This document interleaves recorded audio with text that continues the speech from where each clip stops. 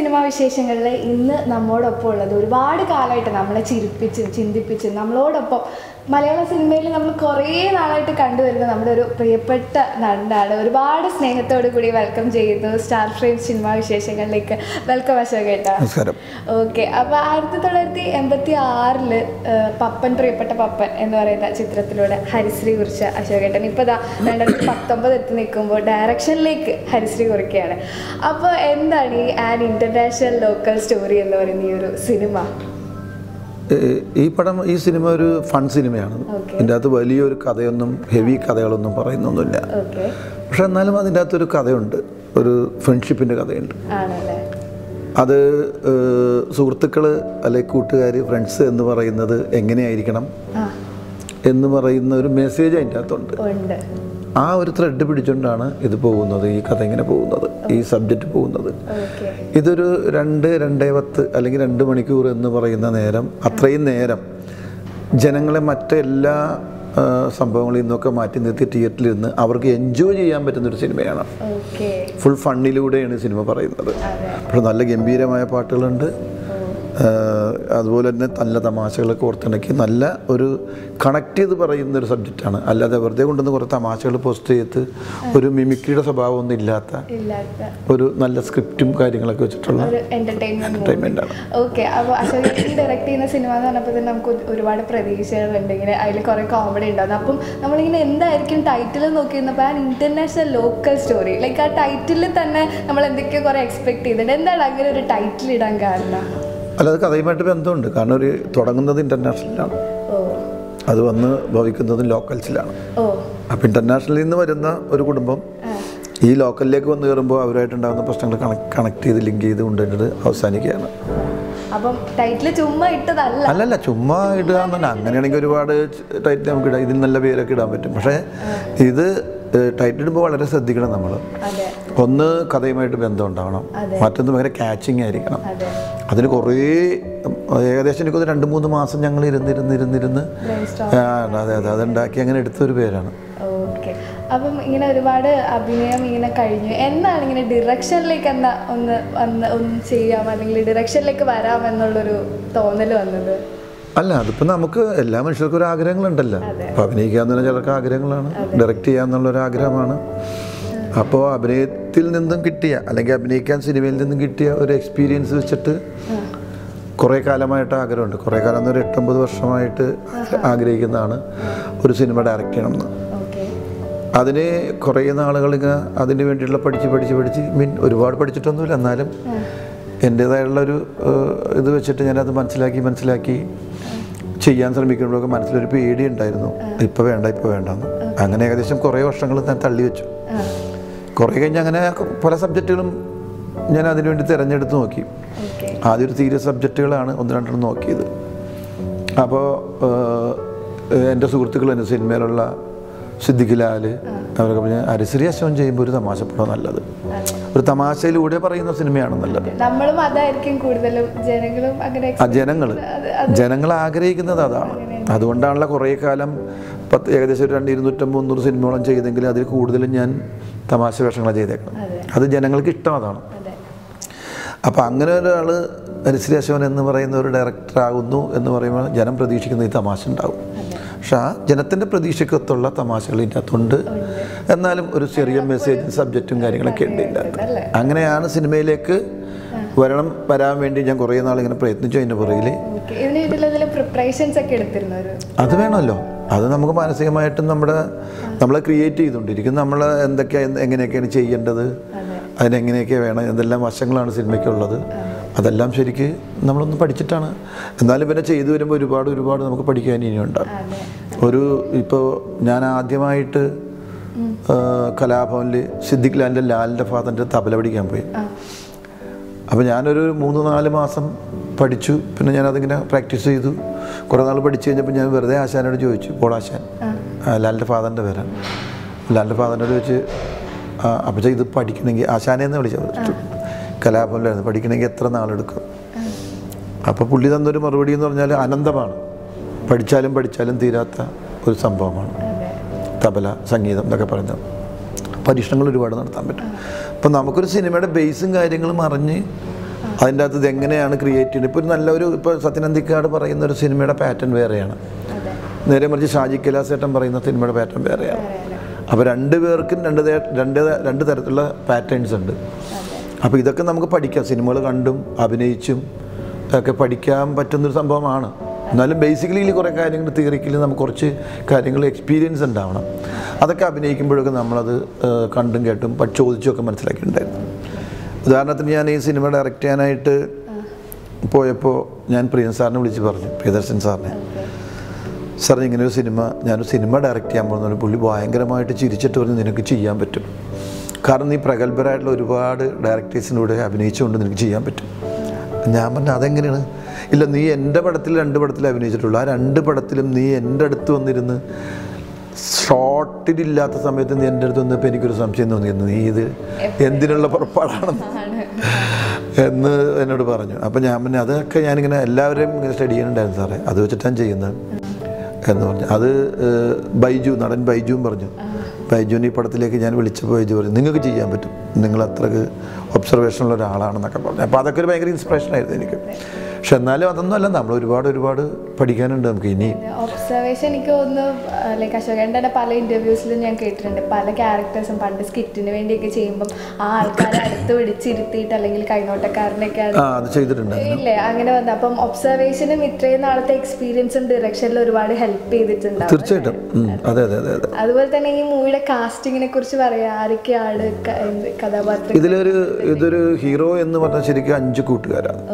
എന്നാലും അതിൻ്റെ അകത്തൊരു ഹീറോയിസം എന്ന് പറയുന്നത് രാഹുൽ മാധവ്, പിന്നെ ധർമ്മജൻ ബോൾക്കാട്ടി, അശ്വിൻ ദീപക്, പിന്നെ ബിജുക്കുട്ടൻ, സലികുമാർ, പിന്നെ ഷാജോൺ, പിന്നെ മനോജ് കെ ജയൻ, നന്ദു, ടിനി ടോം, ഇന്നസെൻ്റ് ഏട്ടൻ, ഞാനുണ്ട്, അങ്ങനെ മാലാ പാർവതി, പിന്നെ 2 ഹീറോയിൻസ് ഉണ്ട്, ഒന്ന് സുരഭിയാണ്, ഒന്ന് മമിതയാണ്. ഗോപി സുന്ദറാണ് എൻ്റെ മ്യൂസിക് ആൻഡ് റീ റെക്കോർഡിങ്ങും പുള്ളി തന്നെയാണ്. ആദർശ് ഒരു പാട്ട് ചെയ്തിട്ടുണ്ട്. പിന്നെ അതുകൂടാതെ രാഹുൽ രാജ് ഒരു പഴയ ബോംബ് കഥയിൽ തുടങ്ങി ഇപ്പോൾ ഷാഫിയുടെ ഇപ്പോൾ ചിൽഡ്രൻസ് പാർക്കിൻ്റെ ആ സിനിമ ചെയ്യുന്നുണ്ട് അയാൾ. അദ്ദേഹം എൻ്റെ പടത്തിൽ അവൻ 2 പാട്ട് എൻ്റെ പടത്തിൽ ചെയ്തിട്ടുണ്ട്, സംഗീതം ചെയ്തിട്ടുണ്ട്. അതിൽ ഒന്ന് എൻ്റെ മകനെ പാടുന്നത്, അത് ടൈറ്റിൽ സോങ് ആണ്, ടൈറ്റിലല്ല ഒരു പ്രൊമോഷൻ സോങ് ആണ്. അങ്ങനെ ഒരു നല്ല താരനിര തന്നെ താരങ്ങളൊക്കെ എൻ്റെ ആവശ്യത്തിനുണ്ട് ആണല്ലേ. ഓക്കെ.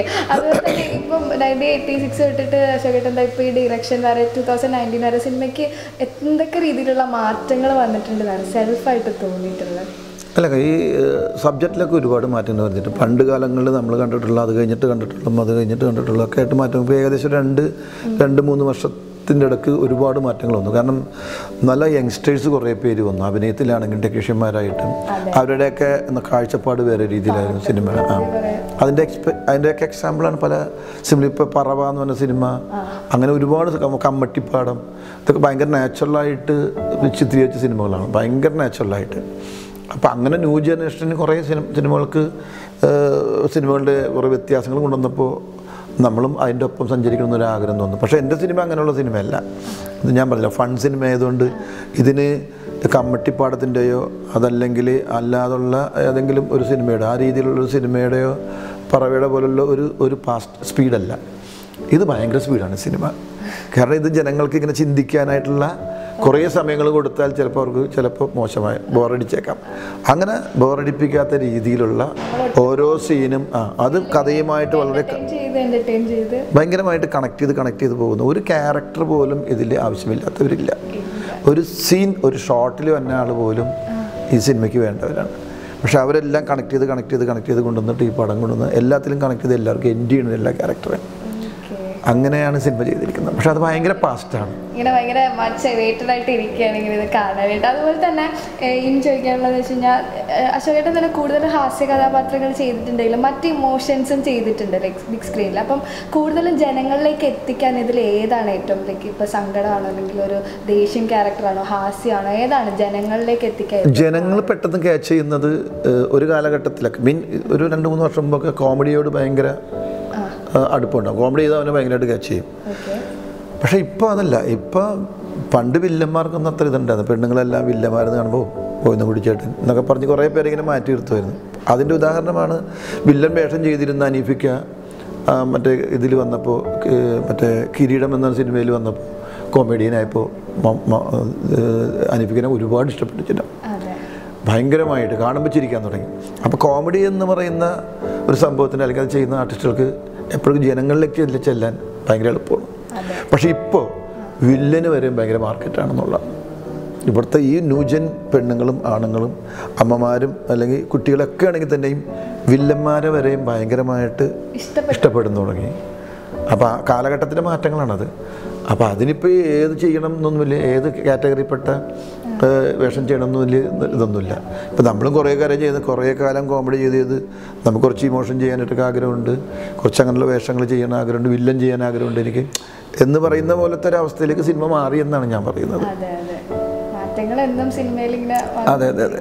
അതുപോലെ തന്നെ ഇപ്പോഴത്തെ ഒരു ലേറ്റസ്റ്റ് ട്രെൻഡാണ് ട്രോളുകൾ എന്ന് പറയുന്ന ഒരു സംഭവം. ഈ ട്രോളുകൾ ശരിക്കും എന്താ പറയുക, ട്രോളുകളെ കുറിച്ചിട്ടുള്ള അശോകേട്ടൻ്റെ ഒരു കമൻറ്റ് എന്താണ്? ട്രോള് ആരെ വേദനിപ്പിക്കാത്ത ട്രോളായിരിക്കണം എന്ന് എൻ്റെ അഭിപ്രായമുള്ളൂ. ട്രോള് നല്ലതാണ് എപ്പോഴും. ഒരു എക്സാമ്പിൾ പറഞ്ഞാൽ ഇപ്പോൾ അന്തരിച്ചു പോയ കുറേ നടന്മാരുണ്ട്, ജയൻ, നസീർ സാറ്, ഗോവിന്ദൻകുട്ടി, അതുപോലെ ഇപ്പോൾ എല്ലാ നടന്മാരും നമുക്കറിയാം, അനീഫിക്ക, കലാഭവൻ, അങ്ങനെ കുറേ ആർട്ടിസ്റ്റ് അവിടം വരെയൊക്കെ നമുക്കറിയാവുന്ന ആർട്ടിസ്റ്റുകൾ. ഇവരെയൊക്കെ ഇന്നും ഓർമ്മിപ്പിക്കുന്നത് ഞങ്ങളെപ്പോലുള്ള മിമിക്രിക്കാരാണ്. അവരാണ് ജയനെ ഈ ജയനെയും അല്ലെങ്കിൽ അങ്ങനെയുള്ള നടന്മാരൊക്കെ ഇവർ സ്റ്റേജിൽ കാണിച്ചില്ലായിരുന്നെങ്കിൽ ആരും അറിയാൻ പാടില്ല, ഒരു തലമുറ ആരും ഓർക്കാനും പോണില്ല. ഒരു വർഷത്തിലൊരിക്കലും അവർ മരണദിനോ അല്ലെങ്കിൽ ജന്മദിനോ ആഘോഷിച്ചുകൊണ്ടെന്ന് ഓർക്കാൻ പാടില്ല. അവരെയൊക്കെ ഇന്നും ജീവനോട് നിലനിർത്തുന്ന മിമിക്രിക്കാര്, പല കഥാപാത്രങ്ങളും ഓർക്കുന്നതും. അതെ അതെ, അത് മിമിക്രിക്കാർക്ക് ഒരുപാട് പങ്കുണ്ട് അതിൻ്റെ അകത്ത്. എന്ന് പറഞ്ഞ പോലെയാണ് എല്ലാവരെയും ഓർക്കണമെങ്കിൽ നമ്മൾ ഈ കലയിലൂടെ ഓർക്കണമെങ്കിൽ ഇപ്പോൾ അവരുടെ സിനിമകൾ വരുമ്പോഴാണ് നമ്മൾ കാണുന്നുള്ളൂ, അല്ലേ? അപ്പം അവരുടേതായിട്ടുള്ള ഒരു എന്താ പറഞ്ഞ ഒരു മേഖല അവർ ഓർക്കാനൊക്കെ ഈ പറയുന്ന മിമിക്രിയൊക്കെ കൊണ്ട് ഒരുപാട് നമുക്ക് കഴിഞ്ഞിട്ടുണ്ടെന്നുള്ളതാണ്. അപ്പം നമ്മൾ ഈ പല നടന്മാരും തമാശക്കാരാണ് അല്ല വില്ലന്മാരെ വരെ ഇപ്പോൾ സ്നേഹിക്കുന്ന കാലഘട്ടത്തിൽ ട്രോളുകൾക്ക് ഒരുപാട് പങ്കുണ്ട് ഇവിടെ. എല്ലാ നടന്മാരും മരിച്ചുപോയവരും ജീവിച്ചിരിക്കുന്നവരൊക്കെ ട്രോളുകളിലൂടെ വരുന്നുണ്ട്. പക്ഷേ ട്രോളുകളൊന്നും ഒരിക്കലും ആരും വേദനിപ്പിക്കാത്തായിരിക്കണം, എല്ലാവരെയും സ്നേഹിക്കുന്ന വിധത്തിൽ, എല്ലാവർക്കും ഇഷ്ടം തോന്നുന്ന വിധത്തിലൊക്കെ ആയിരിക്കണം. അതെ അതെ, ട്രോളിലൂടെ നല്ല കാര്യങ്ങൾ പറയാൻ പറ്റും. ഇപ്പോഴത്തെ പല കാര്യങ്ങളും പല സിനിമകളുടെ റിലീസാണ് തൊട്ട് അങ്ങനെയുള്ള എല്ലാം ട്രോളുകാര് അപ്പൊ അവര് ഭയങ്കര അപ്ഡേറ്റ് ആണ്. എന്തൊരു ഇന്റർവ്യൂ വന്നാലാകട്ടെ എന്ത് കാര്യം അവർ അപ്ഡേറ്റ് ആണ്. ഇപ്പൊ ഞാൻ തന്നെ ഈ സിനിമയ്ക്ക് വേണ്ടിയിട്ട് കുറച്ച് വർഷങ്ങൾ, ഞാൻ 2-3 വർഷം ഞാൻ മാറി സിനിമയിൽ നിന്ന്. 2 കാര്യങ്ങളാണ്. ഒന്ന് നല്ല വേഷങ്ങൾ വരാത്തതുകൊണ്ടും, മറ്റൊന്ന് നമ്മൾ ഈ സിനിമയുടെ പുറകിൽ ചെയ്യാൻ കുറേ സംഭവങ്ങളുള്ളതുകൊണ്ടൊക്കെ മാറിയെന്നാണ്. അപ്പോൾ ആ സമയത്തൊക്കെ ഞാൻ സിനിമയിലില്ല എന്ന് തോന്നലുണ്ടായിട്ടില്ല. ഈ മൊബൈലിലാണെങ്കിൽ ട്രോളുകളുണ്ട്, ടി വിയിലാണെങ്കിൽ എൻ്റെ ഇപ്പോൾ ഞാൻ ചെയ്തു വെച്ച നല്ല നല്ല പടങ്ങളുണ്ട്. പക്ഷെ ഞാൻ ജനങ്ങളുടെ മനസ്സിൽ നിന്ന് മാഞ്ഞിട്ടില്ല. പക്ഷെ ആ തിരക്ക് തന്നെ എപ്പോഴും ഉണ്ട്. സിനിമയിൽ അഭിനയിച്ചില്ല, അറിഞ്ഞിട്ടില്ല ശരിക്കും. അതെ അതെ. ഇപ്പം ഞാൻ എൻ്റെ cinema an international local story എന്ന് പറയുന്ന ഞാൻ ഡയറക്റ്റ് ചെയ്യുന്ന സിനിമ വരാൻ പോകുന്നു എന്നറിഞ്ഞപ്പോൾ തന്നെ ഒരുപാട് ട്രോളുകൾ ഇറങ്ങാൻ തുടങ്ങി. രമണനെ വെച്ചിട്ട് അങ്ങനെ ഒരുപാട് ട്രോളുകൾ ഇപ്പോൾ തന്നെ ഇറങ്ങാൻ തുടങ്ങിയിട്ടുണ്ട്, ഒരുപാട് ട്രോളുകൾ. അപ്പോൾ അതൊക്കെ ഞാൻ ചെയ്തു വെച്ച വേഷങ്ങളുടെ ഒരു എന്താ പറയുക, അതുകൊണ്ടിട്ടാണ്, അങ്ങനെ ഒരു നല്ല വേഷമായതുകൊണ്ടാണ് അതൊക്കെ ജനങ്ങൾ മനസ്സിൽ ഓർക്കുന്നതുകൊണ്ടിട്ടാണ്. അതുപോലെ തന്നെ ഇപ്പം ഡയറക്ഷനൊക്കെ ആയി, ഇനിയിപ്പോൾ എങ്ങനെയാണ്, ഡയറക്ഷനാണോ അല്ലെങ്കിൽ അഭിനയം? ഇല്ലില്ല, അഭിനയം തന്നെ. അഭിനയം ഇപ്പം ഞാൻ 1-2 സിനിമകൾ ഞാൻ കമ്മിറ്റ് ചെയ്തിട്ട് നല്ല വേഷങ്ങളാണ്, നല്ല സബ്ജക്റ്റാണ്. അതിനൊന്നും പേര് ഇതില്ല. ഇപ്പം ഇറങ്ങാൻ പോകുന്നത് ഇളയരാജ എന്ന് പറഞ്ഞ ഒരു സിനിമയാണ്. അതിലൊരു നല്ല ക്യാരക്ടറോളാണ് ചെയ്തിരിക്കുന്നത്. അതിലൊരു 10, 78, 80 വയസ്സുള്ളൊരു ക്യാരക്ടറായിട്ടാണ് ഞാൻ ചെയ്യുന്നത്, ഫുൾ പ്രായം കൂടിയിട്ട്. അത് മറ്റേ അജയനാണ് അതിൻ്റെ അകത്ത്, നമ്മുടെ ഗിന്നസ് പക്രൂല്ലേ, പുള്ളിയാണ് അതിൻ്റെ അകത്ത് ഹീറോ. രാംദാസ് എന്ന് പറയുന്ന അപ്പോത്തിഗിരിയൊക്കെ ഡയറക്റ്റ് ചെയ്ത ഡയറക്ടറാണ്. നല്ല സബ്ജക്റ്റാണ്. അതിൽ നല്ലൊരു പ്രതീക്ഷയുള്ളൊരു സബ്ജക്റ്റാണ്. ആ സിനിമ തന്നെ നല്ലതാണ്. അപ്പോൾ അത് ആരൊക്കെ പ്രിവ്യൂ കണ്ടിട്ട് അങ്ങനത്തെ വേഷത്തിനൊക്കെ വിളിച്ചു തുടങ്ങിയിട്ടുണ്ട്. പക്ഷെ എന്നാലും ഞാനത് നല്ല സബ്ജക്റ്റും കാര്യം എനിക്ക് ചെയ്യാനും, ടോട്ടലി പടം നല്ലതാണെങ്കിൽ മാത്രമേ ഞാൻ സബ്ജക്റ്റ് എപ്പോഴും ചൂസ് ചെയ്യുക. ഇനി അങ്ങനെ ആകാം. കാരണം പണ്ട് കുറേ നാൾ ഓടിയതല്ലേ. നമ്മളുണ്ട്, മതിലേന്ന് പോസ്റ്റർ മാറരുത്, എല്ലാ സിനിമയിലും ഉണ്ടാവണം എന്നൊക്കെ ഒരു ആഗ്രഹം കൊണ്ട് കുറേ കളിച്ചു. അപ്പോൾ അതിൻ്റെ അകത്ത് തെറ്റും ശരിയൊക്കെ മനസ്സിലായി. ഇല്ല, അങ്ങനെയൊന്നും ഇല്ലായിരുന്നു. അന്ന് ഈ പറയുന്ന നമ്മളെ ജനങ്ങളുടെ മനസ്സിലെത്താൻ വേണ്ടി എല്ലാ സിനിമകളും കൂടുതലും നല്ല ഓഡിയോ സിനിമകളായതുകൊണ്ട്, നല്ല വേഷങ്ങളായതുകൊണ്ടും അപ്പം അതുപോലെ ഇനിയിപ്പോൾ എന്താ നമ്മളിങ്ങനെ വെയിറ്റ് ചെയ്തിരിക്കുകയാണ് ഇന്റർനാഷണൽ ലോക്കൽ ഷോ കാണാൻ. എന്നാണ് ഇതിനി ഞങ്ങളിലേക്ക് എത്തുക? ഞങ്ങൾക്ക് ഫെബ്രുവരി ആയിരിക്കും. ഫെബ്രുവരി മിക്കവാറും ഫെബ്രുവരി സെക്കൻഡ് വീക്കൊക്കെ ആവണം.